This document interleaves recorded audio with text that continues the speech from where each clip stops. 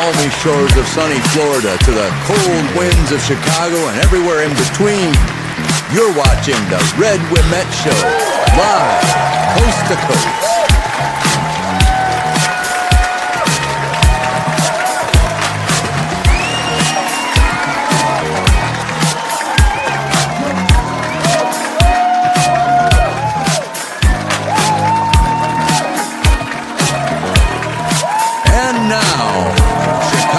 Talk of the town, Mr. Red Ouimet.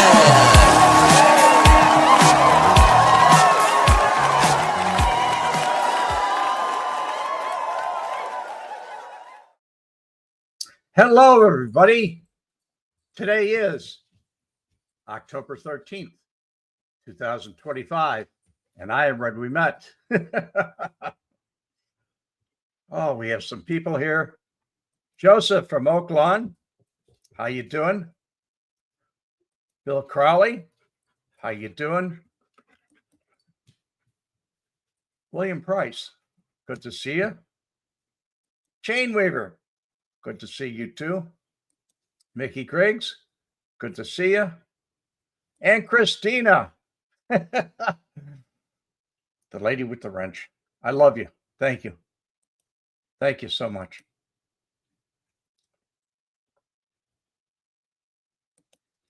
Lonnie, without you or with you, I don't need a reminder. You're great. Thank you. Thank you, buddy. Mickey, I'm doing pretty good. Not bad for a man my age. Speaking of my age, I'm beginning to show it. Maybe by my actions more than my vigil. But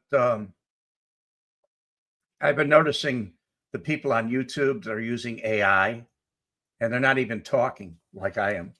They're using a computer program to talk, and they're telling a story. And that story may be way out of here. So I've been looking to see where these people are from. The majority are from New York, but there are a few that are from the United Kingdom. They're from either London or England, or they're from someplace in the UK. But they're telling a story. And I can always tell when they don't say it right, because they will say like, well, the 14th precinct in Chicago. The precincts are for electoral votes. They don't have anything to do in Chicago with police. The police are districts. I was in the 18th district. I was in the 17th district. I was in the 20th district. I was in the 1st district, but never in a precinct. A precinct is for a precinct captain. And that is exactly what I am doing, Rico. I am boycotting AI. When I see AI and make a comment, this is AI bullshit, and I just leave. That's it. I don't watch the rest of it. I don't give them any time, but I do make a comment in there. Good going. Hit the like button, folks. Thank you. I need all the likes and all the help I can get to get this thing around. And it's going to be a story today. Where was it? And what was it? I'll tell you exactly what it was. And I have some visual aids to help. Due to modern technology, but not AI. Let's see here if I get a couple visual aids up. Well, this will let you know who it is. Does anybody recognize that face?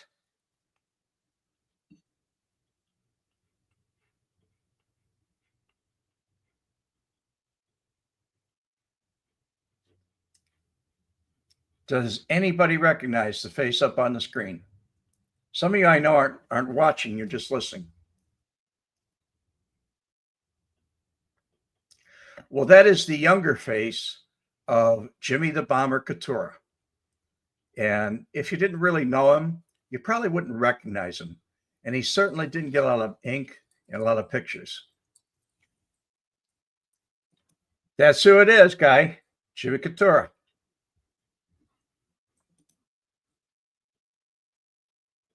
Yes, he did live in Oak Lawn. For any of you people that read my book, you'll understand that I used to go to his house quite often in Oak Lawn. Jimmy was I think he was the first made man I ever met. He was very an interesting guy, very nice, honest, straightforward. And while I was there at his house, he said there was something wrong with his doorbell. He had a chime doorbell. It used to go ding dong, ding dong, ding dong, ding dong. But it wasn't doing that at all. It wasn't doing anything. And so Jimmy, in his broken English, said, Kurt had mentioned that Kurt Hansen, I was with Kurt Hansen at the time. And he said that I did some electrical work for him and put in an outlet for him for his casement air conditioner. And so he told Jimmy, and Jimmy said, maybe he can take a look at my chime. And he says this in broken English because his Italian accent was very thick. He was Sicilian. And sure enough, I went up and I traced the lines into his master bedroom closet. And there was an access port there. And I climbed up in there with a ladder, and which he gladly brought me. And I saw that the transformer that went to the what's called was bad. I mean, it was bubbling out oil and everything else. So I took it off. I didn't shut the electricity off. I took it off. I went to the hardware store, got another one, put it back in. And Jimmy thought it was the biggest thing. He just thought it was a great thing. I like Jimmy. Jimmy sent me out to Las Vegas to pick up a package, a grip. And I wrote about that also in my book. And when I went out to Vegas, Sin City, it was a real good time. He paid for my hotel. He paid for my food. He paid for everything. He was just great. And on top of that, he said one thing to me before I left, and that was he had me laughing really. But he said before I left, he said, I got one thing I want to do. I want you to do. And I said, what, Jimmy? And never did I have to call him Mr. Coutura or anything like that. It was Jimmy. Jimmy. His wife called him Jimmy. Everybody called him Jimmy. Everybody I saw called him Jimmy except Carl, his son. Carl lived right next door in Oak Lawn. But at any rate, when I was out in Las Vegas, before I even left, he said, I want you to do me a favor. And in that closet that I went to get his, I went up there to fix the doorbell. I changed the transformer up there. There were boxes built into the wall. They were made out of wood. There was 100 boxes, and inside each box was a pair of shoes. And I kind of laughed at it because I thought it was kind of ridiculous. And then he tells me the story when I laughed. He says, "You laugh, huh?"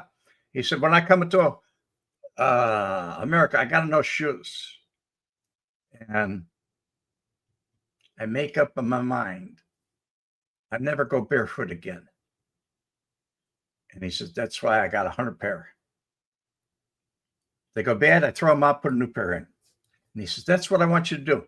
When you go out to Las Vegas, bring me back a pair of shoes. I said, okay, Jimmy. So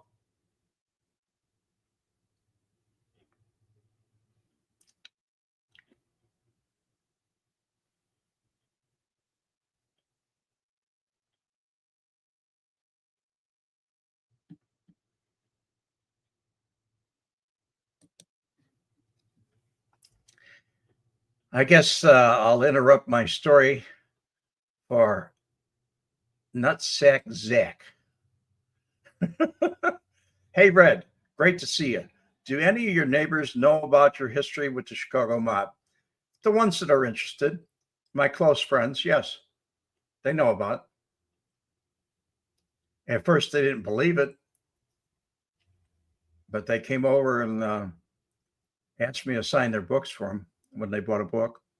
And then they saw me on YouTube and stuff like that. As a matter of fact, Nutsack, Zach, you may be one of my neighbors hiding behind a moniker, a name, Nutsack Zach. I don't know. I don't know. Way out, Wardell. Hi, everyone. Hello to you. Anywho,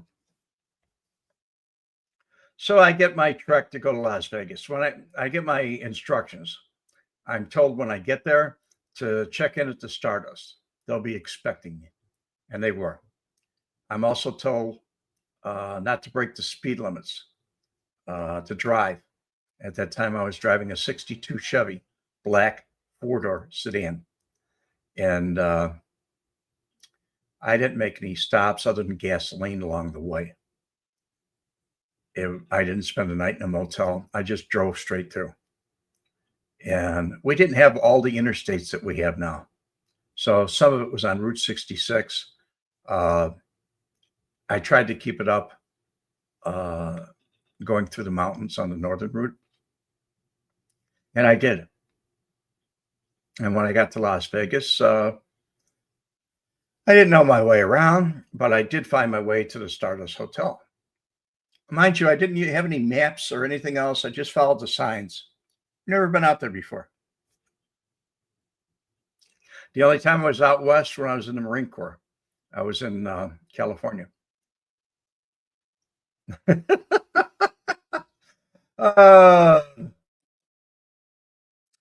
Nutsack Zach. I wish I was your neighbor. Where do you live? Nutsack Zach. You have an interesting name there.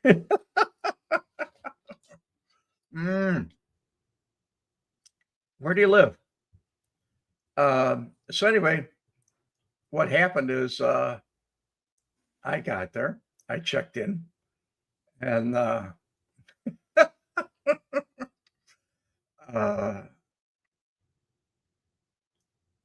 somebody helped me with my bags to my room.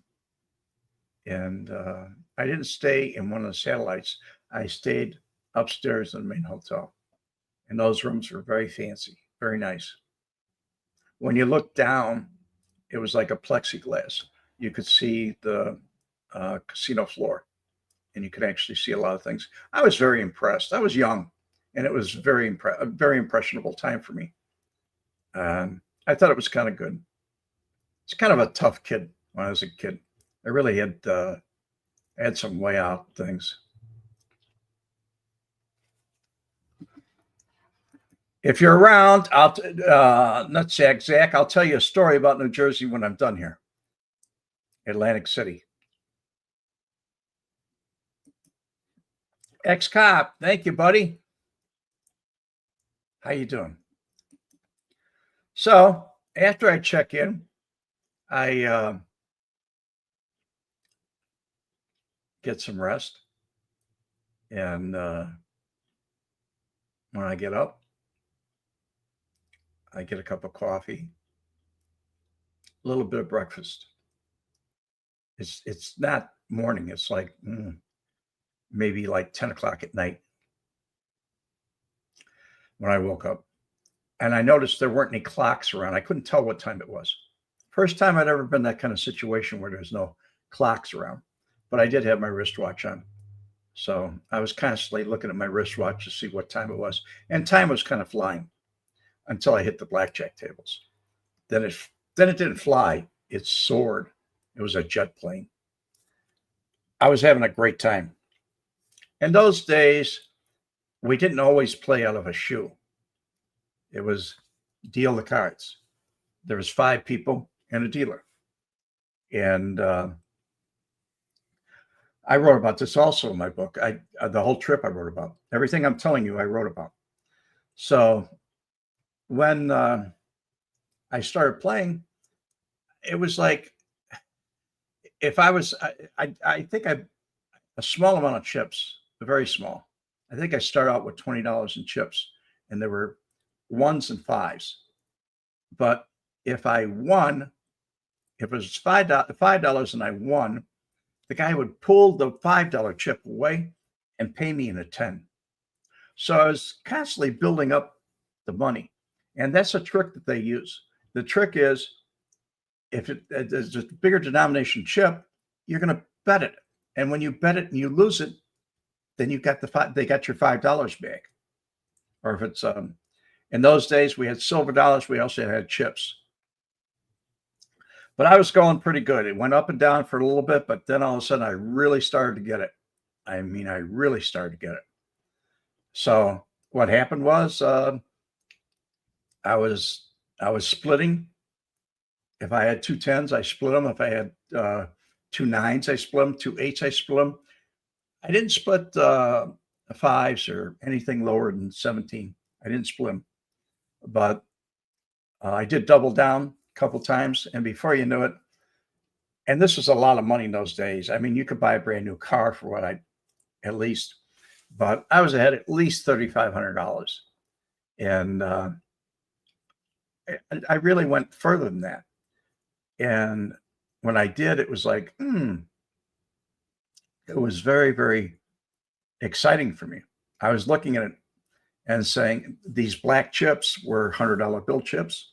And I was looking and saying, boy, that's a lot of money. And then I realized something.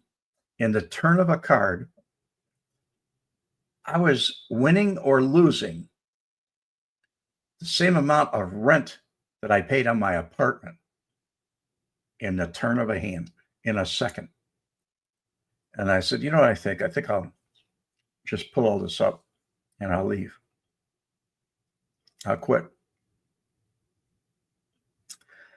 That's easy to say. When you're winning, you don't want to quit.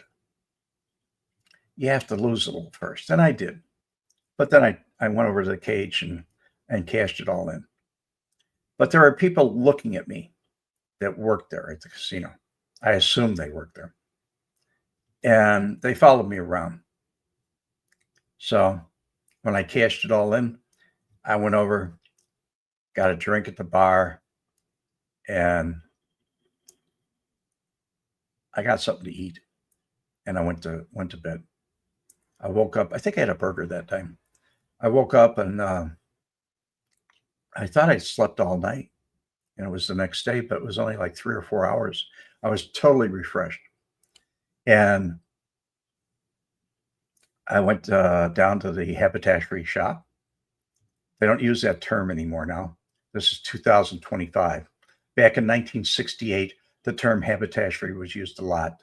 Tony Spilaccia used to use it all the time. He used to tell me, I'm going out to Vegas and I'm going to open up a haberdashery.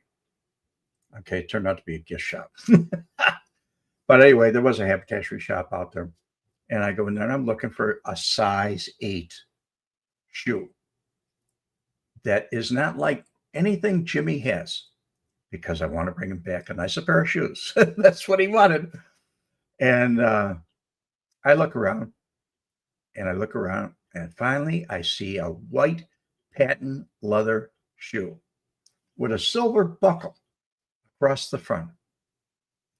And I say, that's what I want. Do you have that in size 8? Yes, we do. And when the guy came out, he said, will that be cash or charge? And so I could have charged it to my room, but I didn't. When I paid for them, they were like $135 or something like that. They were expensive. For a pair of shoes, they were a lot of money back in those days. I mean, that was more than my rent. My rent at my apartment was only like $80 a month or something like that. So, and you could buy a brand new car for like, Chevys were going for like $3,500 at that time. So I bought the shoes and brought them back to my room and went back gambling. And when I was playing on the tables, I was having a good time. I was making some good money.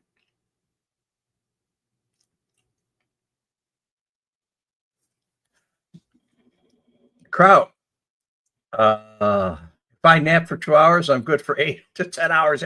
That's what happened to me, and it never happened to me before. I wasn't used to it. I really wasn't. So, anyway, what happened was I got I got everything squared away, and when it was squared away, uh, I was gambling, and I felt like I wanted a drink.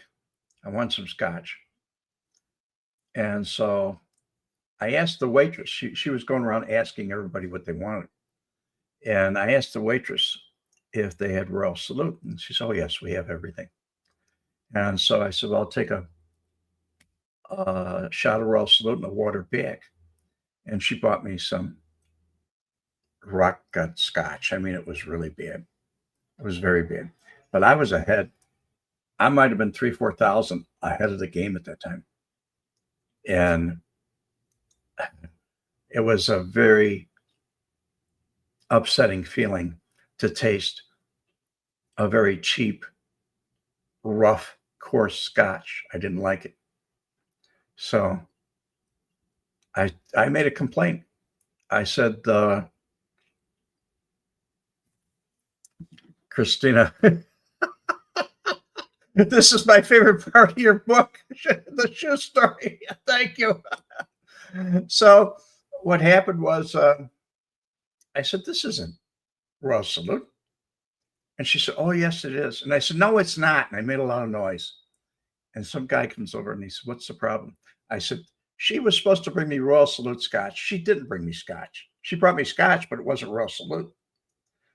And so he said, I'm sure it was. And he said, I told him, I said, nah. And I started getting up. I said, I'm going someplace else. No, sit there, please. And they brought a bottle of Royal Salute out and opened it right in front of me. And she poured it and left the bottle sit there. The bottle was a fifth, 25 shots, but there was a pitcher of ice water and a glass sitting there with ice in it. And that's what they did. They just fed me as many drinks as they could. And I won a lot of money, a lot of money.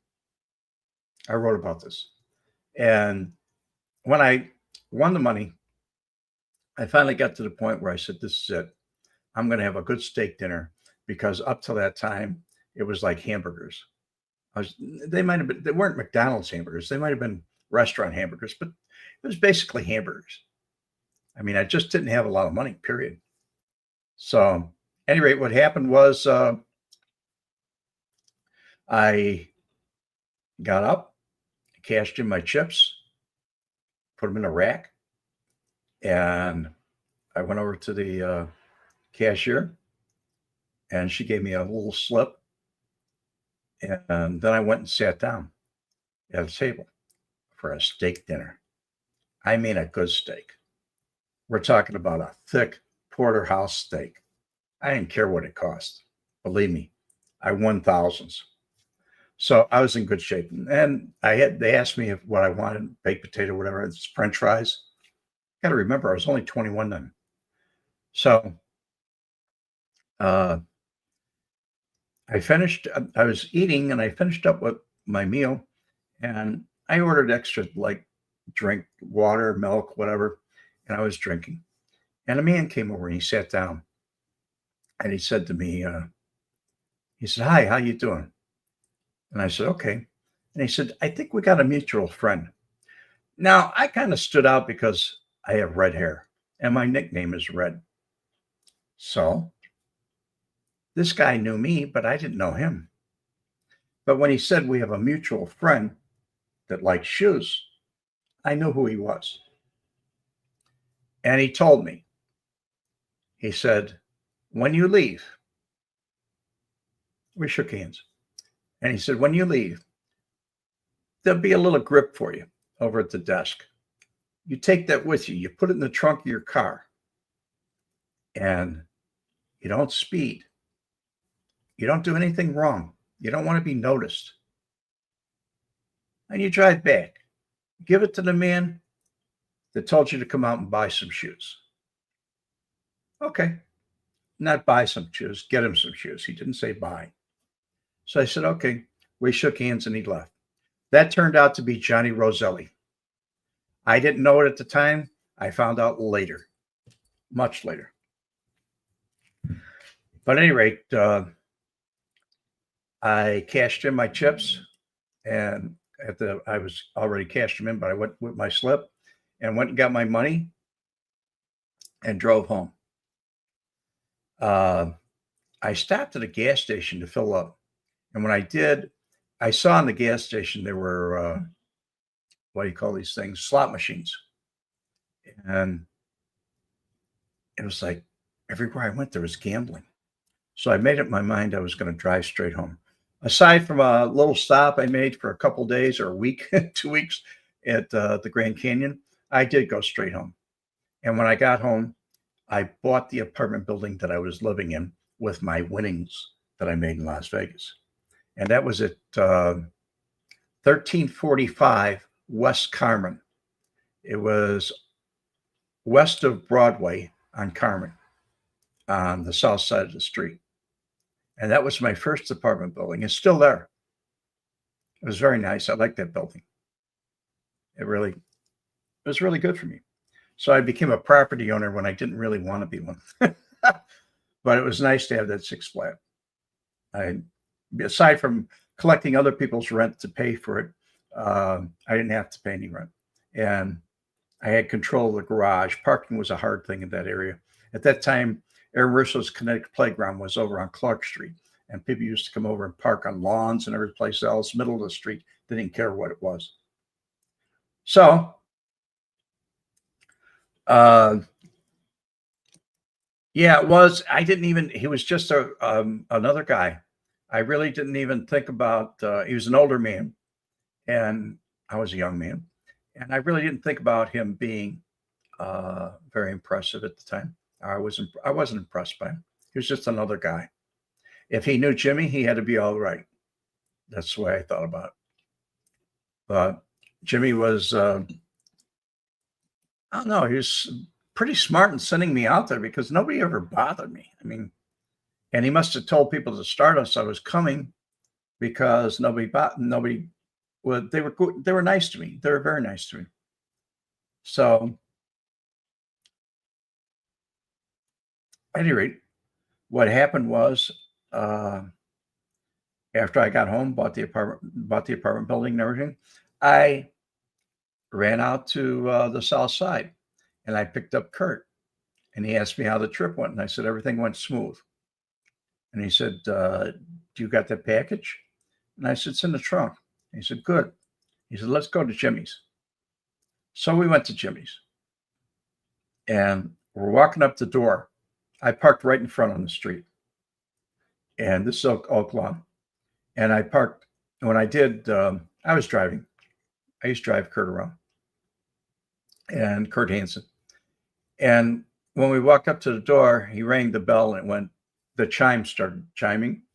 And he said, boy, it's good to hear that. And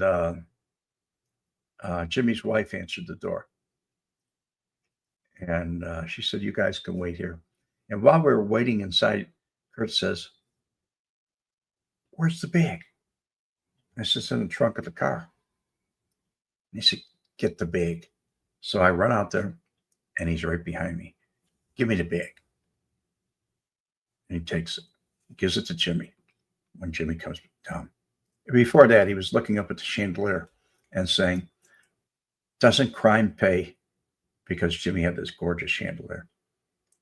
At any rate, after Jimmy thanked me, and I went back to the car and I got him his shoes. And he looked at him with a big smile on his face. He had a beautiful smile, big teeth. He had a gap in his front teeth, but he had big teeth. And he turned around and said, that's a nice pair of shoes. I like these shoes. They're nice pair of shoes. And that made me feel better. They were very expensive.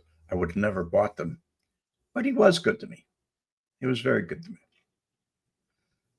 Jimmy was talking about his new house that he was building in Scottsdale, Arizona.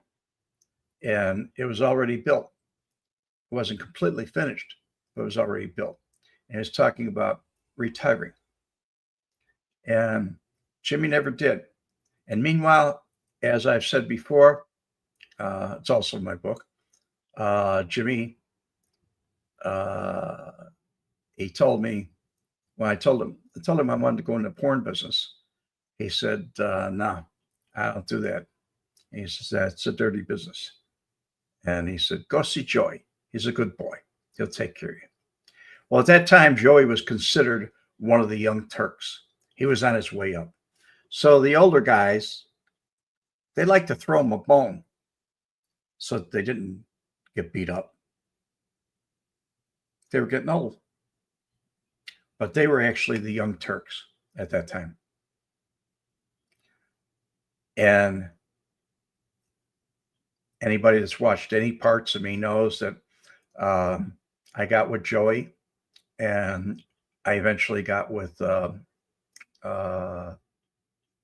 what's his name? Marshall Cafano. Joey put me with Cafano. He had just gotten out of prison. And time went by. I didn't even think about Jimmy. I didn't think about Jimmy at all. I mean, I was busy doing my own thing on the north side, and it was just busy until one day I got a phone call. And I was getting ready to leave. I was supposed to go to the Spot, which is Jimmy Kozo's.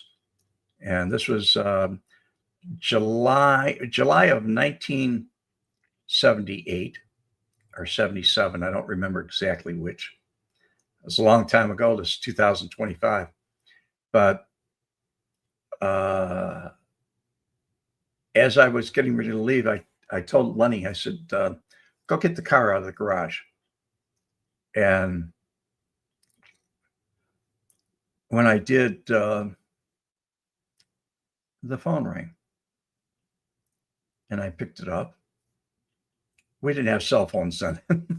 It was a desk phone. But I reached over and grabbed it and said hello. Had a cord on it and said hello. And he said, don't say my name. And I recognized his voice.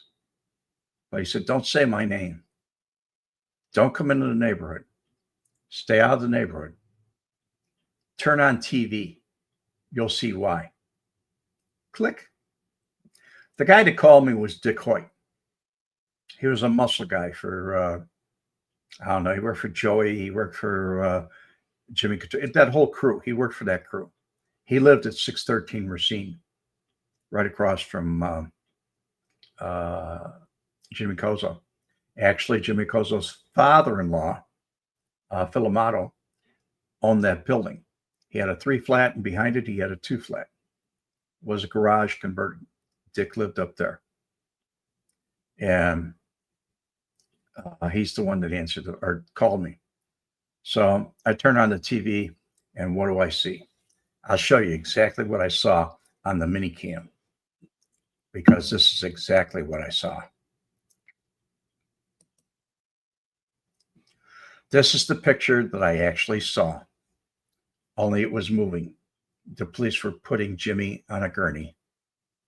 And if you look very carefully, you will see that he's wearing white patent leather shoes with a silver buckle.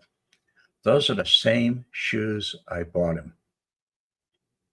He died in them on Ogden and Hubbard.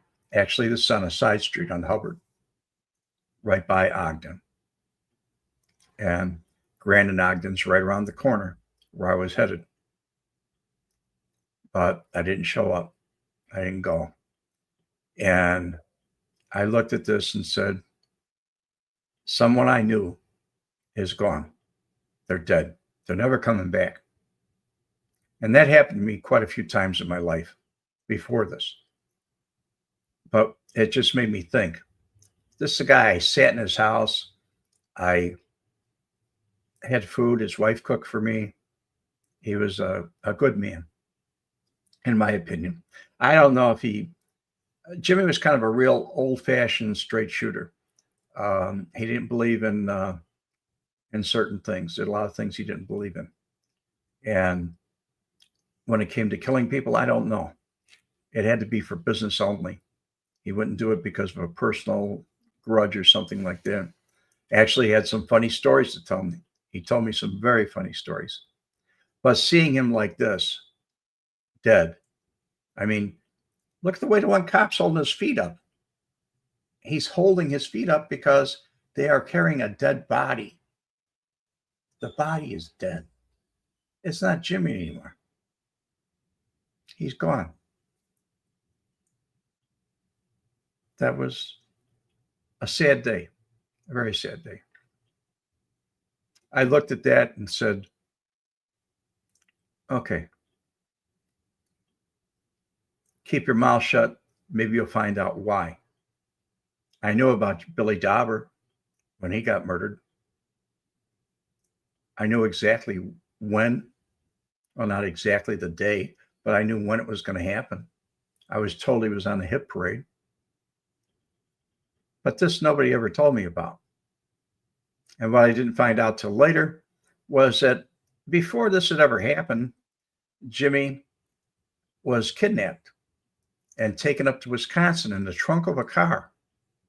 And while he was up in Wisconsin, they tried to reason with him and tell him to retire. And they eventually let him go. Now, Jimmy took over the Southside Rackets from LaPorte. And he was pretty good at running them, except Chicago Heights and him always had fights. We even had fights in 1974. We had fights in 1970s or early 70s, 1970, before Tony went out west. I was running slot machines in Chicago Heights and for Jimmy. Jimmy was getting the cut. And Al Palato's brother was chief of police. And he told Jimmy, you get your stuff out of there. You know, we know they're with you. Nobody did anything to us. Didn't hurt us. But they respected him. This is a sign that they didn't have any respect anymore. The respect was over. They killed him. It was the end.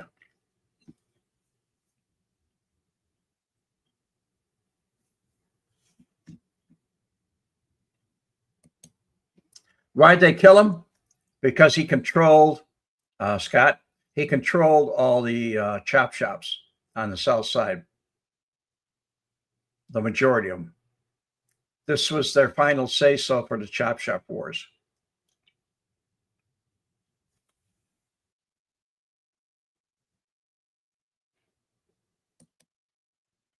Red, why are the checkerboard CPT caps?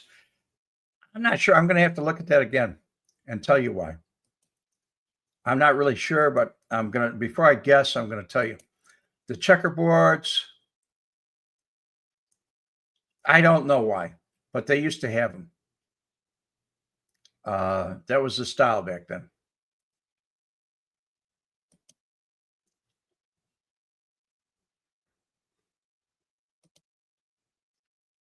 That would have been enough for me to say, the heck with this crap, I'm going to church in Texas.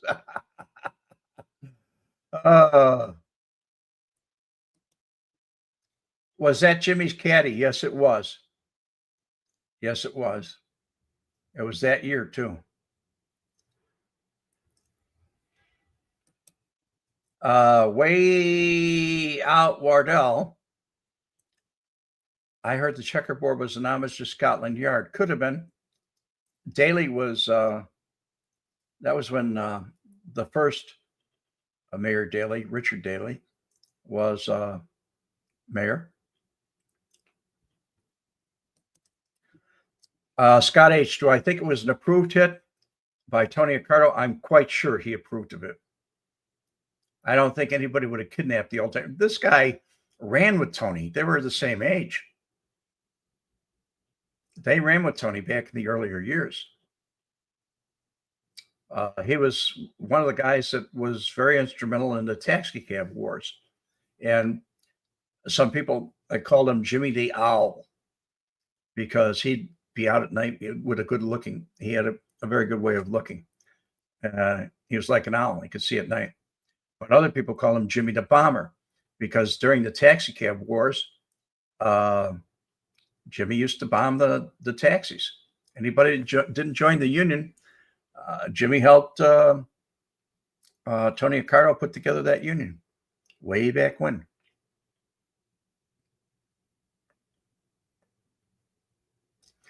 So, yes, I believe it was.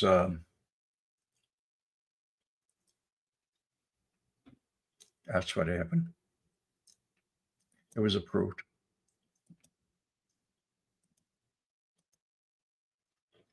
Jim Jager, hey, Red, did you know that the U.S. Navy was founded today on? No, I did not know these things. I'm sorry. Jerry Cruz, God bless the vets, always. Every one of them, guy.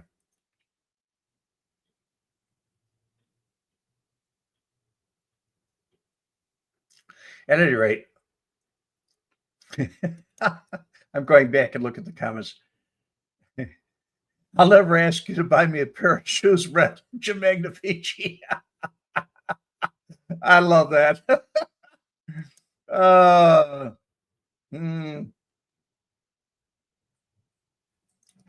Jerry Cruz, hello from Chi-Town, Red. Christina, they were very good-looking shoes. They were distinctive. He didn't have anything like them.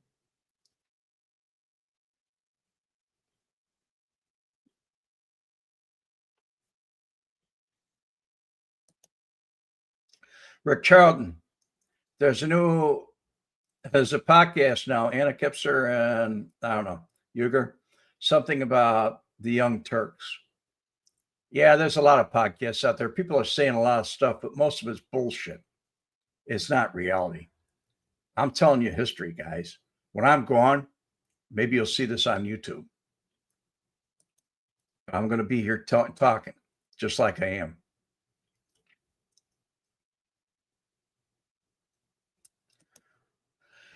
Greg, was there ever an estimate how much was skinned from Vegas? It's varied. A lot of people have their own opinions on how much was skinned.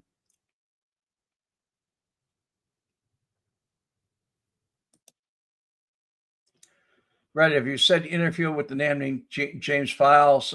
Jimmy Sutton? Yeah, I have. And, he's written up as a crank. A lot of people say things about him that are really crazy. But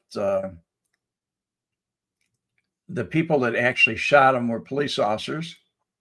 And he was in a gun battle. He killed police officers in Lake County. Or a police officer. He shot at another one, but he killed one. They were shooting at him. He fired back. It's called survival. But what happened with him was he went to prison. And while he was in prison, there was an FBI agent, retired FBI agent, that wanted to know about what he believed. He had a theory. And he got Files a immunity from prosecution from the governor of Texas. Total immunity, blanket. And he told his story. I never thought he'd get out of prison. The CIA wanted him behind bars. I don't know how many of you people believe that or not, but it's true. And as far as I'm concerned, not every word is exactly true that he said, but he's right on it. He worked with Roselli. He worked with Chucky Nicoletti. He was a driver for Nicoletti. That's a fact. Did I know him? No. I've talked before about how Nicoletti was murdered and how the other people were murdered that were involved in that thing.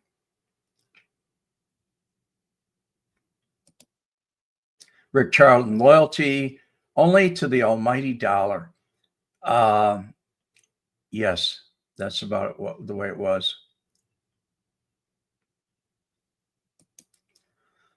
You're talking about $50 million skim? I don't know. I really don't. I know what they caught him for on trial and everything was baloney. It was a lot more than that.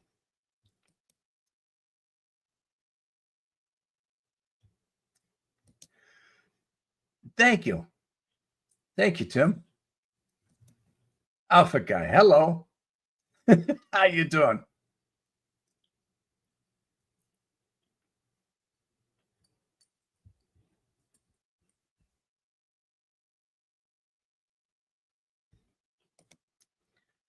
Scott H. So you think James Fowler is basically telling the truth? Yes, I do.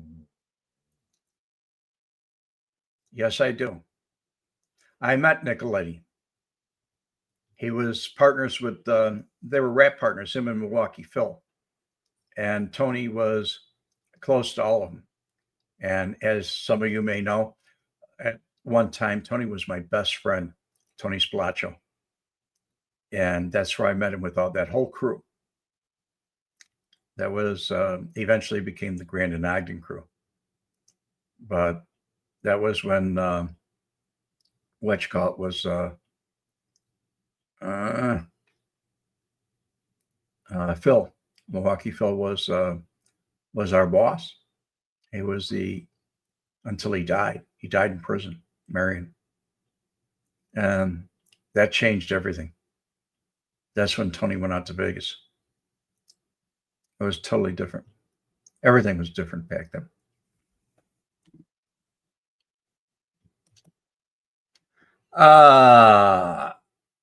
Nutsack Zach. Red, I have to really be careful how I say your name. How come you and Adam don't do a show every Wednesday anymore? It's your favorite. It's my favorite. Okay. Um, I'm ready to do one. Is that he isn't always ready to do one. Sometimes he has tours that go out on that day. Sometimes he's just not feeling well. He's ill. Sometimes he was moving for a long time. He's finally all moved now. But we haven't got a show planned, but I'm going to try and get one in the works for Wednesday. Either that, I'm going to do one myself.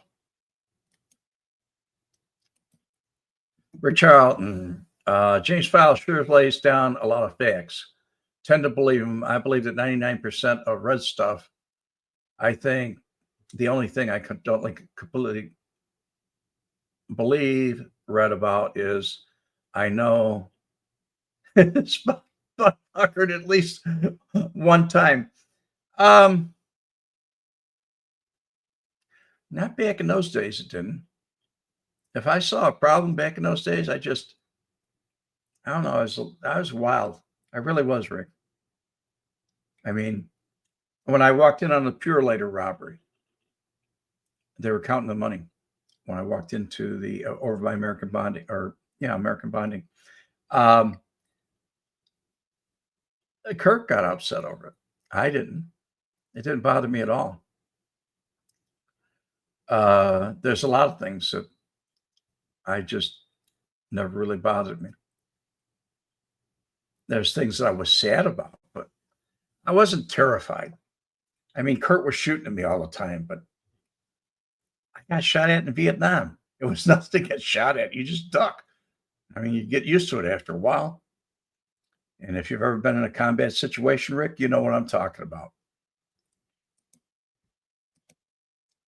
Way out, Wardell. Red, do you know anything about Chuck English's counterfeit 45 operation that he had on Western Avenue? No, I do not. I only bought records from one guy, and that was Gagliano. Gagliano's records. I had my own jukeboxes back in those days, thanks to Jimmy. Jimmy was a big help to me.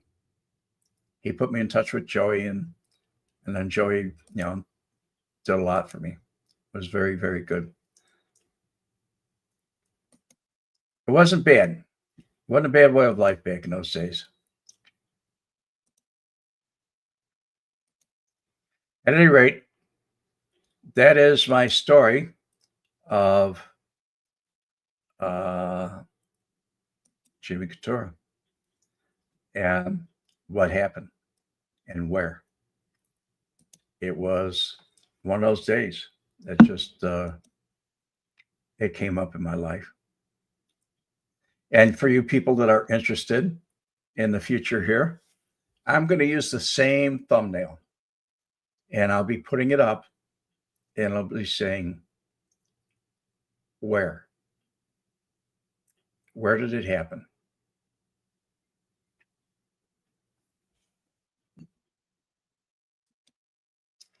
Rick Charlton, not for the military, being stabbed and shot numerous times. I might have been a sinker, a stinker in my younger days. Okay.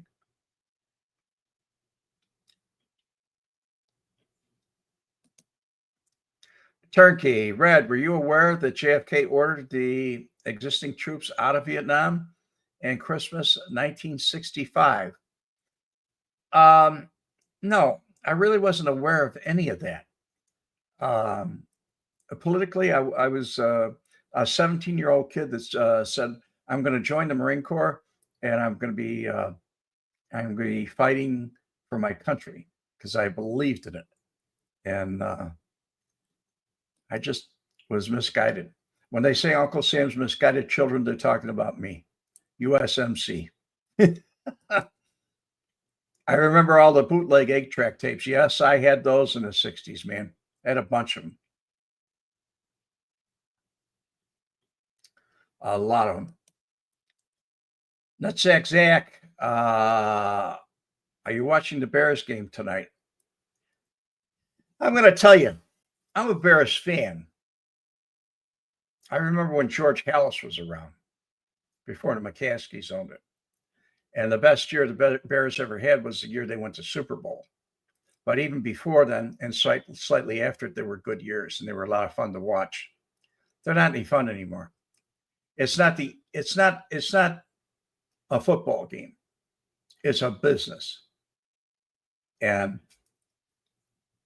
I really don't. I stopped watching it when I got tuned out. I was a religious guy where I watched every game.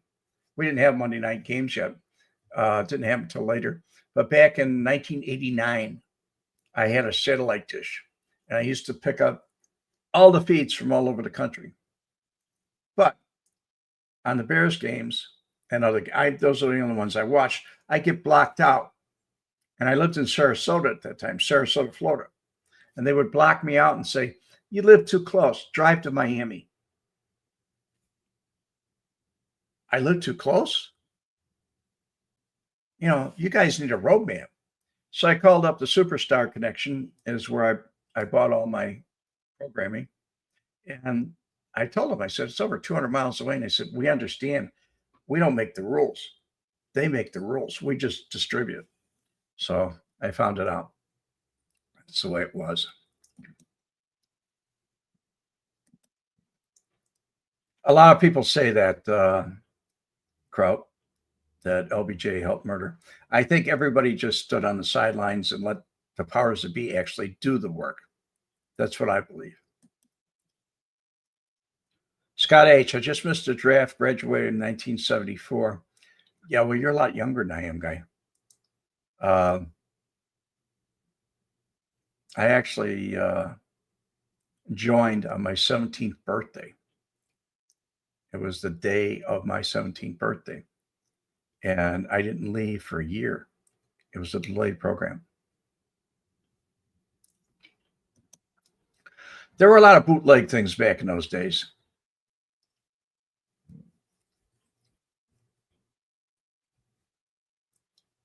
There were a lot of them.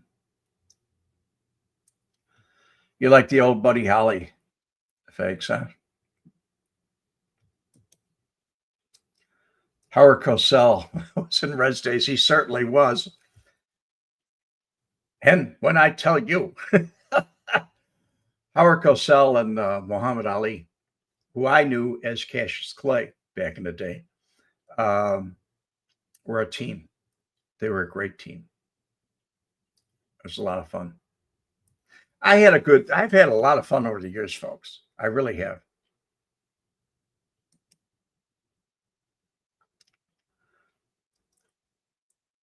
You graduated in 1977.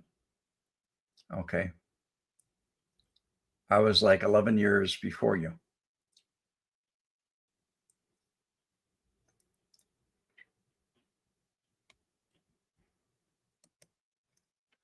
LBJ was neck deep involved with the JFK hits fans. I don't know where you get this, Big Tuna. Without a doubt, there's no doubt in your mind. Well, I guess somebody put it on the internet or wrote it or something like that because nobody really knows for sure. They're all guesses. I can't tell you for sure. I wasn't there. I can tell you what I believe and what I don't believe, but I wasn't there. And the day Kennedy was shot, I was in high school and they sent us home. And that's what they told us. He was shot. By the time we got home, then they notified us that he was dead. And that's the way it was.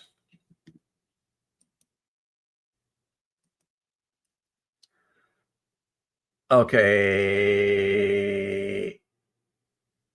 Mr. Eddie Jamez, awesome story. Thanks for sharing. As always, great content. Chicago needs you back. I don't know. They may need me, but they need a lot more than me. They need more than me. Lisa B. Hey, Red and Chad. Thank you, Lisa. God bless you.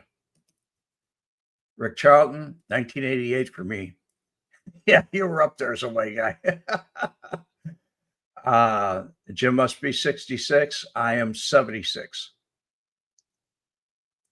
So that's the way it is, folks. I want to thank all of you.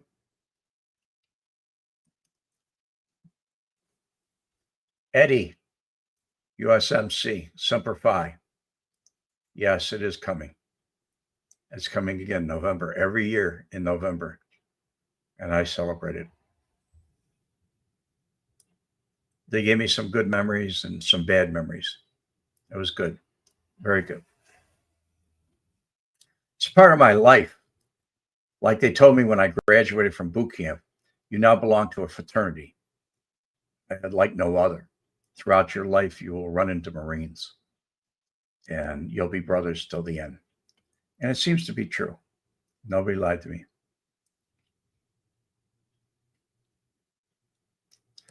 Thank you, Christina.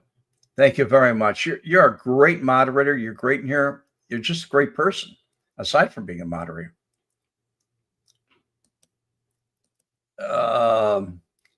Okay, feedback, Phil. We can't hold it down a bit. Duke is sleeping. Yeah, he is. He's right on my foot. And I said his name, and guess what? It woke him up. Do you want to say hi to the folks before I leave? Duke, come on. There's Duke. Look at the, no, come here. Come here, big guy. Up here. Come here. Duke or dog?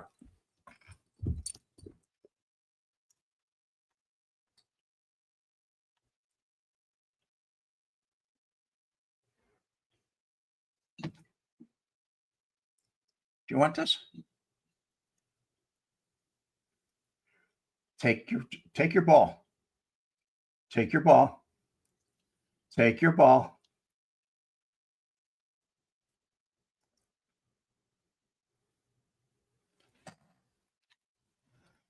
That's Maduka. Okay, you can have your ball.